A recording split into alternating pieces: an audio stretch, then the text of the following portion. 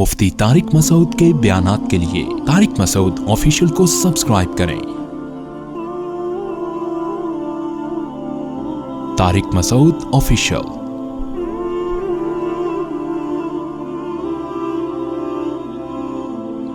اللہ نے قرآن میں کیا فرمایا؟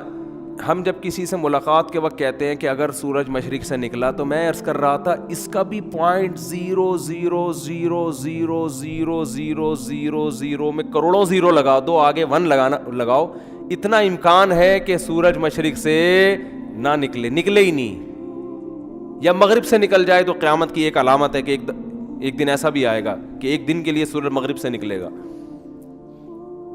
تو اللہ نے اس سے بھی آگے کی بات کی۔ اما کا مطلب ہے مہما یکن شیء من الاشیاء،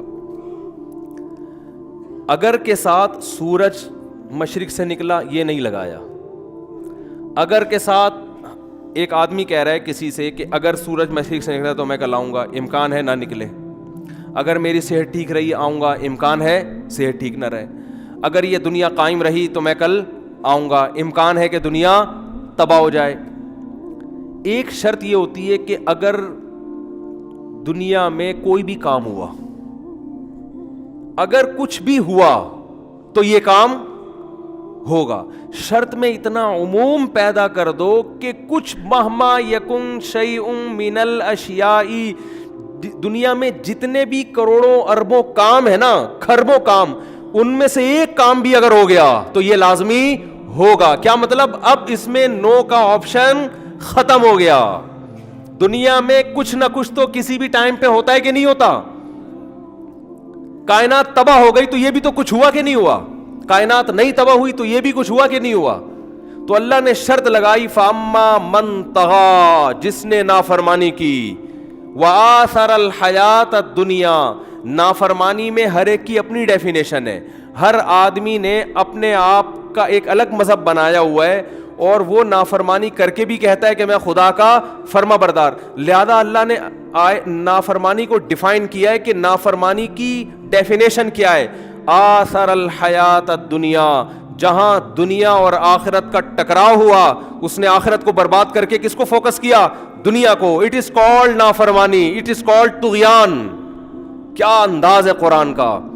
ورنہ آپ کسی کو بتائیں نا کہ تم یہ تو غلط کر رہے ہو، اس نے کہا غلط کیا؟ میں کسی کا دل تھوڑی دکھا رہا ہوں۔ بعض لوگوں نے نیکی کی تعریف یہ کی ہے کسی کا دل نہ دکھانا، یہ نیکی، حالانکہ بعض دفعہ کسی کا دل دکھانا عبادت بن جاتا ہے۔ ایک سودی بینک میں جاب کرنے والا جس کی سودی آمدن ہو، وہ آپ کو چائے پلائے اور آپ چائے پلانے سے انکار کر دو کہ آپ کی آمدن کیا ہے، ادھر توجہ، ناجائز ہے، تو دل دکھے گا کہ نہیں دکھے گا اس کا؟ لیکن یہاں دل آزاری کیا ہے؟ ثواب بن جائے گی، کیونکہ یہ کس کے لیے کر رہے ہو؟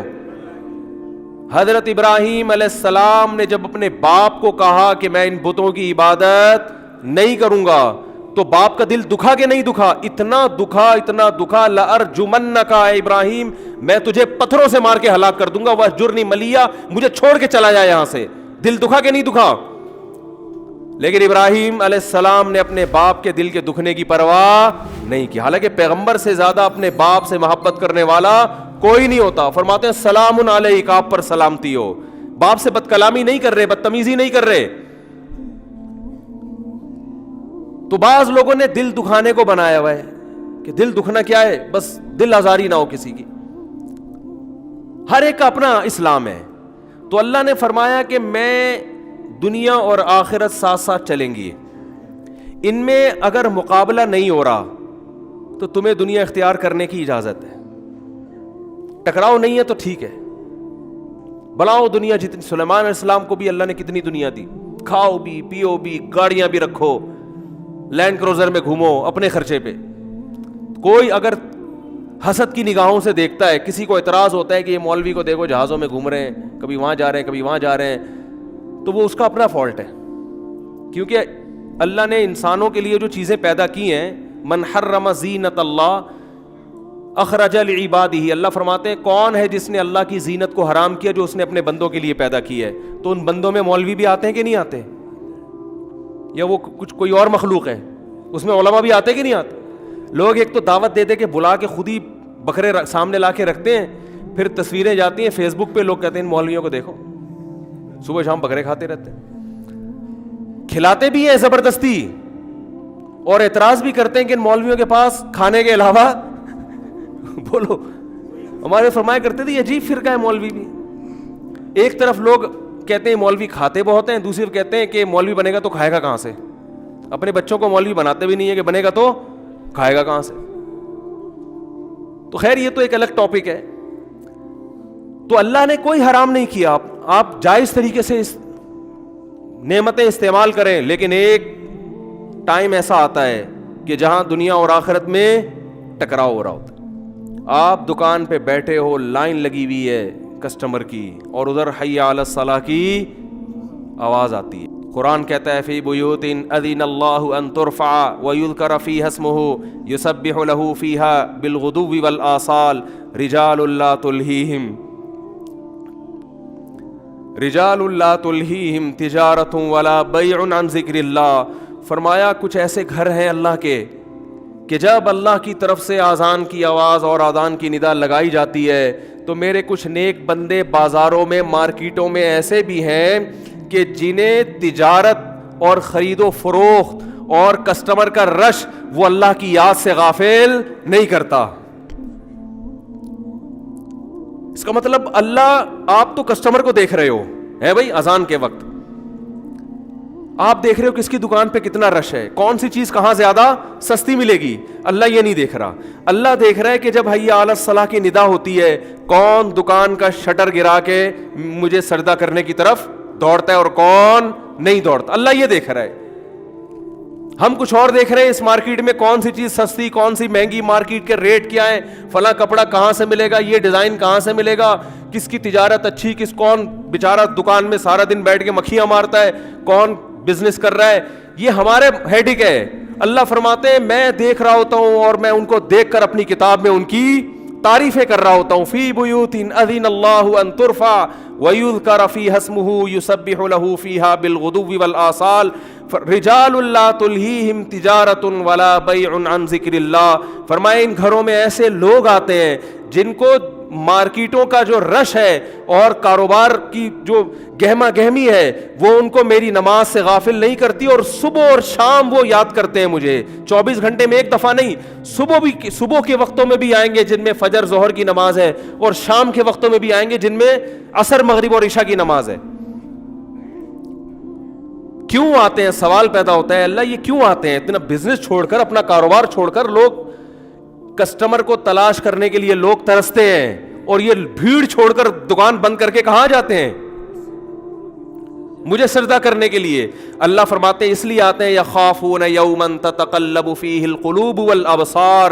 انہیں پتہ ہے کہ ایک دن ایسا آنے والا ہے جس دن ایسا حساب ہوگا کہ خوف کے مارے آنکھیں پلٹ جائیں گی اور دل الٹ جائیں گے, دل دھڑکنا شروع کر دیں گے خوف کے مارے. اس دن کا خوف ان کو نماز کے وقت تجارت سے غافل کر دیتا ہے, اور جو بدبخت ہیں وہ اس دن کو بھولے ہوئے ہیں, وہ اسی دنیا کو اصل سمجھ بیٹھے ہیں اور اسی میں اپنی زندگیاں برباد کر رہے ہیں, کھپا رہے ہیں. تو میں بات ختم کروں جلدی سے. اللہ نے فرمایا کچھ بھی ہو جائے, کچھ بھی ہو جائے, میرا قانون یہی ہے کہ من طغا, جس نے میری نافرمانی کی. اور نافرمانی کی ڈیفینیشن کیا ہے؟ جہاں دنیا اور آخرت میں ٹکراؤ ہوا. آثر الحیات الدنیا, اس نے ایسے موقع پہ دنیا کو ترجیح دے دی. جہاں ٹکراؤ نہیں ہو رہا وہاں سب دین پر عمل کرتے ہیں, وہاں تو سب دین پر عمل کرتے ہیں. عید منائی جاتی ہے, لبرل مسلمان بھی مناتے ہیں اور عام مسلمان بھی, کیونکہ وہاں دنیا ضائع بولو نا نہیں ہو رہی. افطاری سنت ہے یا نہیں ہے؟ سارے دسترخوان پہ آگے بیٹھتے ہیں کہ نہیں بیٹھتے اس سنت کو پوری کرنے کے لیے؟ کیونکہ یہاں دین آخرت سے بولتے کیوں نہیں بھائی؟ نہیں ٹکرا رہی ہے. ٹکراؤ تھوڑی ہو رہا ہے یہاں پہ, یہاں کچھ جا تھوڑی رہا ہے آپ کا. عید منانے میں کچھ بھی نہیں جا رہا. عقیقہ بھی لوگ کرتے ہیں, نہ کہ کریں تو کھاتے سب ہیں عقیقہ. ولیمے کی دعوت پر لبیک سب کہتے ہیں, کیونکہ سنت بھی ہے دعوت قبول کرنا اور فری میں کھانے کو مل بھی رہا ہے. لیکن اللہ فرماتے ہیں کہ ایسے لوگ جنہوں نے جب دنیا اور آخرت کا ٹکراؤ ہوا آثر الحیات الدنیا، اس موقع پر دنیا کو ترجیح دے دی اس نے. فإن الجحیم ہی المأویٰ، تو آخرت میں میرے پاس اس کے لیے کوئی ٹھکانہ نہیں ہے. اسے میں کہوں گا تمتعوا، مزے اڑاؤ. فإن مصیرکم الی النار، آنا تم نے جہنم کی آگ کی طرف ہے. اور آگے فرمایا وَأَمَّا، یہاں بھی وہی انداز ہے، کچھ بھی ہو جائے. کچھ بھی ہو جائے کا مطلب سمجھتے ہیں نا، یہ تمہارے ہیڈ ایک ہیں، یہ بھی ہو گیا، وہ بھی ہو گیا، اس کی شادی ہو گئی، اس کی نہیں ہوئی، اس کی 4 ہو گئی، اس کی 1 بھی نہیں ہوئی، اس کے بچے نہیں ہو رہے، اس کے ہو گئے، اس کی لائن لگی ہوئی ہے، میرا 1 بھی نہیں ہو رہا، وغیرہ وغیرہ ہوتا ہے نا. یہ اللہ فرماتے ہیں مہما، یہ کچھ بھی ہو جائے، یہ سب چیزیں تمہارے لیے امپورٹنٹ ہوں گی. یہ سب کس کے لیے ہیں؟ یہ تمہارے. اس کا کاروبار چل رہا ہے، اس کا نہیں چل رہا، وہ سڑک پہ سوتا ہے، وہ ایئر کنڈیشن روم میں سوتا ہے، گدوں پہ سوتا ہے، اس کی شکل اچھی ہے، اس کی صحت خراب ہے، یہ ہے وہ ہے. اللہ فرماتے ہیں یہ سب تمہارے مسائل ہیں، کچھ بھی ہو جائے. من خاف مقام ربہ، میں یہ دیکھتا ہوں کہ کون ہے جو میرے سامنے کھڑے ہونے کے دن سے ڈرتا ہے. اسے یہ احساس ہے کہ ایک دن خدا کے سامنے کھڑے ہونا ہے. اور کتنا احساس، تھوڑا احساس تو ہر ایک کو ہوتا ہے. تھوڑا احساس تو وہ تو کافر جو خدا کے منکر ہے نا، تھوڑا سا وہم ان کو بھی ہوتا ہے کہ ایسا نہ ہو کہ آخرت ہو جائے. فرمایا اتنا احساس. وَنَهَى النَّفْسَ عَنِ الْهَوَىٰ، کہ اپنے آپ کو ناجائز خواہشوں سے وہ روک لے. کیا انداز ہے قرآن کا. یہ نہیں کہا کہ اتنا احساس کہ اپنی تمام خواہشات کا گلا گھونٹ دے وہ، نا نا نا نا نا نا، پھر تو بھائی سب کے لیے زندگی گزارنا ناممکن. حلال خواہشات نہیں. نہى النفس عن الہویٰ، اپنے آپ کو، الہویٰ الف لام عہد کا ہے، کہ اپنے آپ کو ان مخصوص خواہشات سے روک لے جو میں نے حرام کی ہیں. فإن الجنت ہی المأویٰ، فرمایا جنت کے باغات اس کا ٹھکانہ ہے. کیا مطلب؟ جنت کی ڈیفینیشن کیا ہے؟ لکم فیہا ما تشتہی انفسکم، تم نے اپنی خواہشات کو میرے لیے قربان کیا تو ایسی جگہ اللہ نے بنائی ہے جہاں خواہشات پوری ہونے کے علاوہ کوئی کام نہیں ہے. وہاں اس کا نام ہی خواہشات کے پوری ہونے کی جگہ ہے. تو بھائی اس دن کے آنے سے پہلے پہلے اپنے بارے میں جہاں ہم نے اتنی چیزیں سوچی ہوئی ہیں کہ میری صحت کیسی ہے، میرے دانت کیسے ہیں، میرے کپڑے کیسے ہیں، میری بیگم کیسی ہے، میرا میاں کیسا ہے، میرے ابا کیسے ہیں، میرے کاروبار کیسا ہے، میرے پاس کتنی جائیدادیں ہیں، وہاں تھوڑا سا اپنے بارے میں یہ بھی سوچ لیں کہ میں فرما برداروں کی فہرست میں ہوں یا نافرمانوں کی، میں جنت کی طرف جا رہا ہوں یا جہنم کی طرف. اس کو سب سے پہلے فوکس کرنا ہے. جیسے میں نے عرض کیا تھا نا کہ ہم جب پیسہ خرچ کرتے ہیں تو ہم کہتے ہیں بہت سے ضروری کام ہیں وہ نمٹ جائیں تو پھر فی سبیل اللہ اتنا اماؤنٹ خرچ کریں گے. یہ نہیں پتا کہ آخرت کے لیے اتنا اماؤنٹ کرنا بھی ضروری کاموں میں داخل ہے، وہ سب سے پہلے ہے. بلکہ کیونکہ جن ضروری کاموں کو آپ ضروری سمجھ رہے ہو ان کے پورا کر سکو گے نہیں کر سکو گے، زندگی مہلت ملے گی نہیں ملے گی آپ کو نہیں پتا.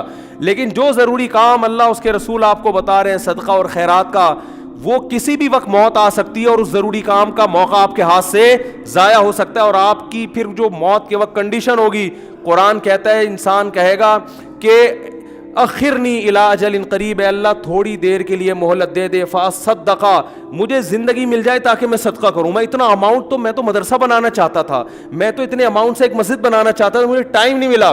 اللہ فرماتے ہیں کہ مرتے وقت کہے گا کہ اللہ تھوڑی سی مہلت دے دے. اللہ فرماتے ہیں وَلَن يُؤَخِّرَ اللَّهُ نَفْسًا إِذَا جَاءَ أَجَلُهَا، اللہ کا قاعدہ ہے کہ جب موت کا وقت آ جاتا ہے ہرگز اللہ کسی کو مہلت نہیں دیتا. تو بھائی اپنے بارے میں میری بھی ذمہ داری، آپ کی بھی ذمہ داری کہ ہم اپنے آپ کو پرکھیں کہ ہم باقی چیزوں کو تو بہت فوکس کر رہے ہیں، صحت کے حوالے سے بھی، اور سب سے زیادہ تو دولت اور کاروبار کو فوکس کیا جاتا ہے. صحت کو بھی دوسرے درجے میں رکھا ہوا ہے لوگوں نے. پیسہ ہے تو بھلے کوئی فرق نہیں پڑتا، بیمار بھی ہو کوئی بات نہیں، پیسے والا ہے. غریب آدمی صحت مند ہے تو غریب ہے، کیا فائدہ صحت کا؟ حالانکہ صحت پیسے سے بڑی نعمت ہے، لیکن پیسے کو فوکس کیا جا رہا ہے. نہ سونے کا ٹائم، نہ جاگنے کا وہ کوئی شیڈول ہے. تو اس لیے اپنے بارے میں ہمیں کیا کرنا چاہیے؟ محاسبہ. ہمارے فرمایا کرتے تھے، بس آخری بات، کہ موقع پہ اگر اللہ یاد آ جائے تو اس کا مطلب آپ اللہ کو یاد رکھتے ہیں. موقع کیا؟ جب بھی ناجائز کام آئے اس وقت اللہ یاد آ جائے کہ خدا نے اس پہ پابندی لگائی ہے. اللہ نے کیا لگائی ہے؟ پابندی. اس پابندی پر آپ نے عمل کر لیا تو اللہ فرماتے ہیں وَنَهَى النَّفْسَ عَنِ الْهَوَىٰ، اس نے آخرت کے خوف سے اپنے آپ کو بری خواہش سے روک لیا. اللہ فرماتے ہیں، تسلی دیتے ہیں، تیرے لیے خوشخبری ہے، تیری ساری خواہشات اللہ پوری کرے گا. تھوڑا صبر کر لے, تھوڑا صبر کر لے. یہ بھی دیکھ لے جن کی خواہشات پوری ہو رہی ہیں وہ بھی مر جاتے ہیں. جوانی میں بد نظری کرتے رہو تو قبر میں موقع ملتا ہے بھائی. تو نظر جھکا لو گے تو بھی مرنا ہے, اٹھا لو گے تو بھی مرنا ہے. اللہ تعالی ہم سب کو سمجھنے کی, عمل کی توفیق عطا فرمائے. وما علینا الا البلاغ.